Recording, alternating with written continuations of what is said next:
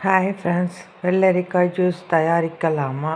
அதற்கு தேவையான பொருள்: வெள்ளரிக்காய், சிறிதளவு புதினா, சிறிதளவு கொத்தமல்லி, 2 மிளகு, சிறிதளவு சீரகம், இஞ்சி, கொஞ்சோண்டு சால்ட்டு, தேவையான அளவு தேன், எலுமிச்சஞ்சாறு.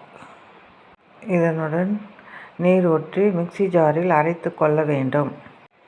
பிறகு வடிகட்டியில் ஊற்றி வடிகட்டி கொள்ள வேண்டும்.